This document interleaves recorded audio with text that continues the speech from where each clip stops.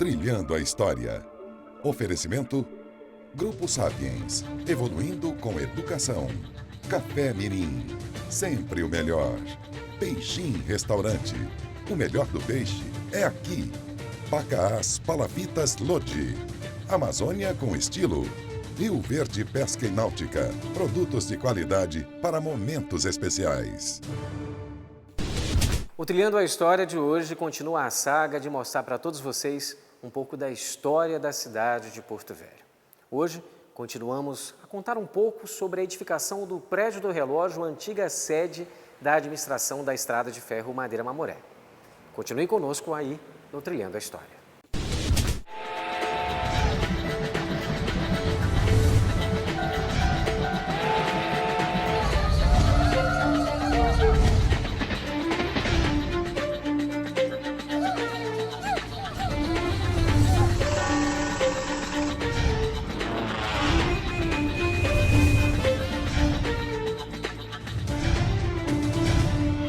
Trilhando a História.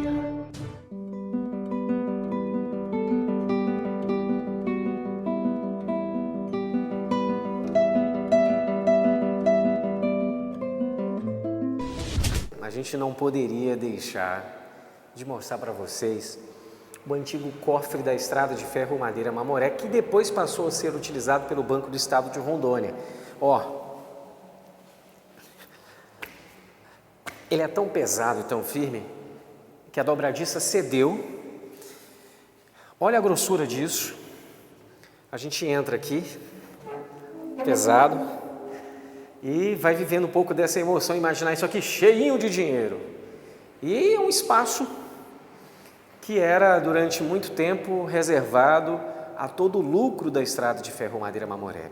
A gente deve lembrar que a Estrada de Ferro, quando ela é inaugurada em 1912, em 1916 ela já passa a ter prejuízos. E somente final da década de 30, início da década de 40, que quando Aloysio Pinheiro Ferreira passa a ser o administrador, a Estrada de Ferro passa a viver um novo momento com o chamado segundo ciclo da borracha, no período da Segunda Guerra Mundial. Então todo esse espaço aqui era armazenado, os recursos, aquilo que era provento de pagamento dos operários da Estrada de Ferro, dos servidores e colaboradores, aquilo que a ferrovia lucrava com os seringais aqui, a produção de borracha, de castanha, de quinino e outras matérias-primas.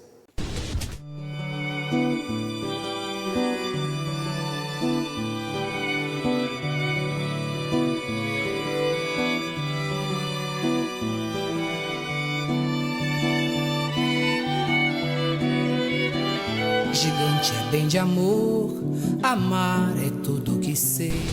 Saímos do Prédio do Relógio, antiga sede da administração da Estrada de Ferro Madeira Mamoré, futura Prefeitura de Porto Velho, e viemos para a antiga Prefeitura de Porto Velho, que também foi Câmara de Vereadores da nossa cidade de Porto Velho. Hoje é o Conselho Municipal de Educação. Ela fica aqui no Centro Histórico de Porto Velho, próximo à Praça Jonatas Pedrosa, na Avenida José Bonifácio, na antiga ladeira da Prefeitura, ou ladeira do Comendador Centeno. E por que a gente está aqui? Para mostrar um pouco desse memorial, desse museu, chamado Memorial Anísio Guaraeb, em homenagem a um dos primeiros presidentes da Câmara de Vereadores de Porto Velho, quando ela funcionava aqui, em um outro momento da história, uma nova fase da Câmara de Vereadores.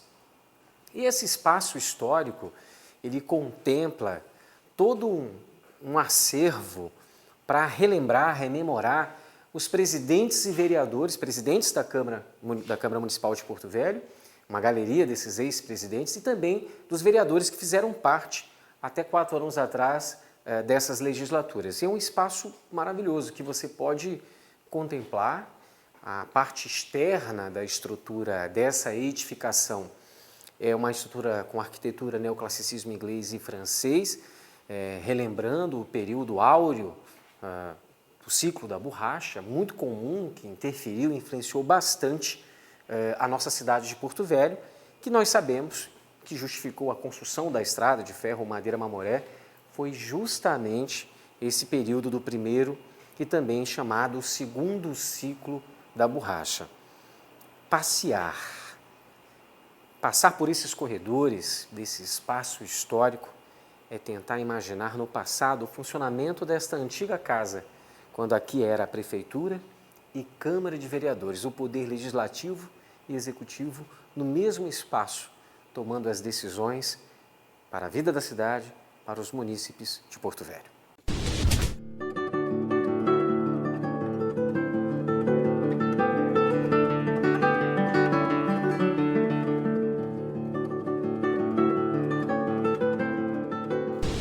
O que é muito legal aqui no memorial da antiga Câmara de Vereadores é ter contato com esses documentos primários e secundários.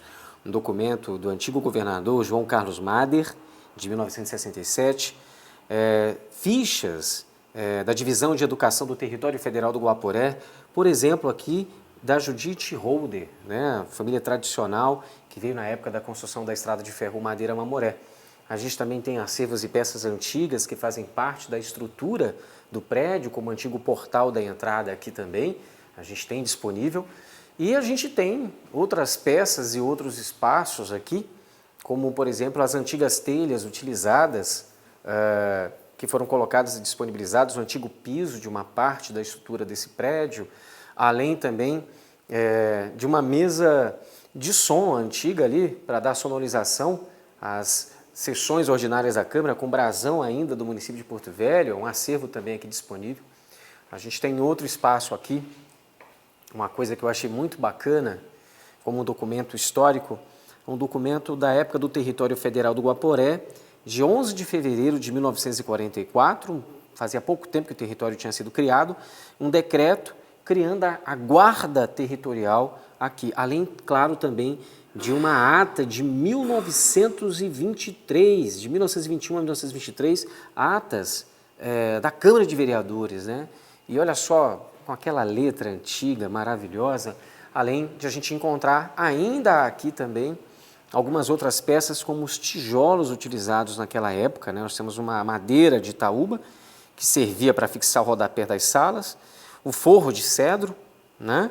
Além da estrutura de cobertura que a gente tem aqui disponível, como o piso da calçada do prédio, ou seja, olha, é com certeza um memorial que, além de mostrar os personagens da nossa história, também dá uma aula de engenharia e arquitetura.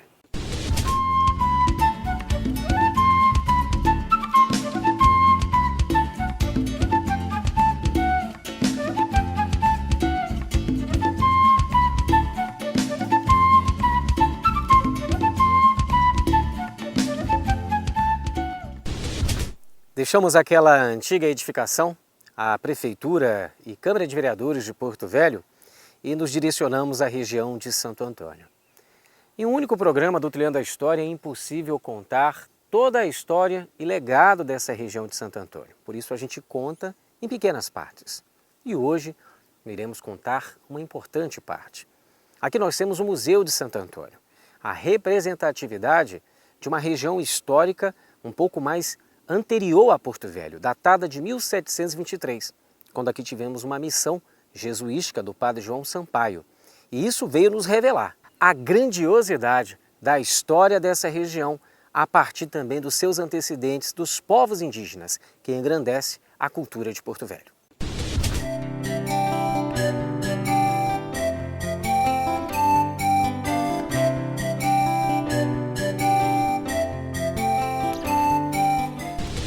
Aqui no Memorial Santo Antônio, a gente tem a foto de uma tríade de 3 personagens importantes para a região.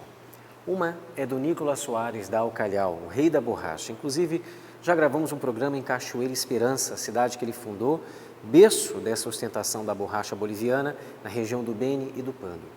Inclusive, acredita-se, uma das versões do casarão de Santo Antônio não seria o casarão dos ingleses, mas sim um casarão do Nicolas Soares Dal, já que ele era considerado o rei da borracha na Bolívia e teria o maior armazém de pelas de borracha aqui na região de Santo Antônio. Inclusive, ele permanecia em Santo Antônio durante 3 meses, 4 meses ao ano para acompanhar o transporte das pelas de borracha que iam pelo Rio Madeira para Manaus. Ao lado dele temos uma outra foto, que é da figura de Major Amarantes, genro de Marechal Rondon, que foi o chefe da Estação Telegráfica de Santo Antônio durante muito tempo e veio a falecer nessa região com 49 anos de idade, motivado aí de febre tifoide. Foi enterrado no Cemitério dos Inocentes, no município de Porto Velho. Aqui nós temos embaixo a foto do primeiro prefeito de Santo Antônio, o médico Joaquim Tanajura, membro da Comissão Rondon, que também foi o primeiro prefeito eleito em Porto Velho e também foi prefeito de Manaus, no estado do Amazonas. Não existia Rondônia, Porto Velho era município do Amazonas. Ele também foi responsável pela fundação do jornal Alto Madeira e também pelo clube de futebol Ipiranga, um clube tradicional aqui em nosso município. Aqui a gente tem ao lado uma litogravura, uma pintura produzida por Franz Keller. Na época, Dom Pedro II enviou para cá Joseph e Franz Keller para fazer um estudo e avaliar a possibilidade, a viabilidade de se construir ferrovias. E esse contato com a região amazônica fez com que eles produzissem essas litogravuras e imagens que representam a leitura de mundo deles em relação aos povos indígenas, aqui em específico o índio Caripuna. Dentro dessa vitrine, a gente encontra algum pouco aí de história, alguns acervos encontrados em escavações em Santo Antônio, algumas garrafas de bebidas aqui da região encontradas, uma balança de alguma mercearia, algum armazém que aqui existia, algumas porcelanas quebradas, um frasco de um perfume francês muito tradicional, já que a Belle Époque é um período que corresponde, coincidentemente, na Europa e na França, principalmente, aquilo que irá ter efeito aqui na Amazônia, principalmente na região de Manaus. Não foi diferente em Porto Velho, já que nós vivenciávamos o chamado período do ciclo da borracha, que tentava, de alguma forma, reproduzir na floresta a Paris dos trópicos. Para a gente conhecer um pouco a história desse memorial, você precisa vir aqui, aproveitar, está disponível, é gratuito e está um pouquinho mais próximo dessa cidade que desapareceu, mas que tem muita história para contar. Na estação do Porto eu vi a natureza sorrindo pra mim, da emoção de encontrar meu Porto Velho, meu Porto, meu lar. E é com esse céu azul, os céus de Rondônia, que a gente se aventura para subir nessa grande rocha, grande pedra aqui, próximo às antigas corredeiras de Santo Antônio, para mostrar um marco, um obelisco que resistiu ao tempo. Colocado aqui por volta de 1922. E esse marco, esse obelisco, é em referência ao centenário da independência do Brasil. Por isso o propósito de colocar ele num local que estrategicamente ele ficasse em destaque. Foi construído marcos como esse em todo o Brasil para comemorar o centenário da nossa independência foram construídos. Em Porto Velho existe um em frente à Praça Presidente Vargas, o Palácio Presidente Vargas, hoje o Museu da Memória Rondoniense. Existe um desse também em Guajará-Mirim, um outro bem pequeno que nós já mostramos também em Vila Murtinho. Também temos um obelisco semelhante a esse na região de Abunã. E ele está aqui para contar a história dos destemidos pioneiros, colocado numa época em que o prefeito da região era a figura de J. Lima, que é inclusive o nome de um edifício onde em Porto Velho vem de uma saltenha bastante tradicional aqui na nossa cidade. E dessa forma a gente tenta valorizar os personagens da história que se encontram aqui, eternizá-los no passado e também no presente e no futuro. Nesta pedra está o nome do intendente ou prefeito superintendente J. Lima e os vereadores que compunham a Câmara Municipal de Santo Antônio, município do Mato Grosso. De 1922, uma referência ao 7 de setembro de 1822, centenário da independência do Brasil.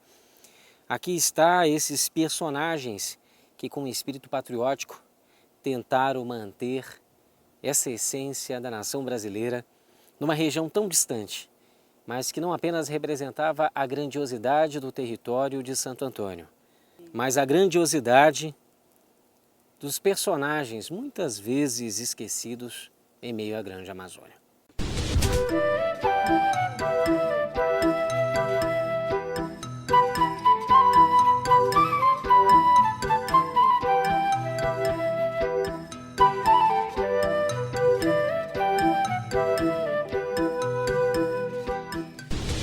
Espero que todos vocês tenham gostado do Trilhando a História de hoje.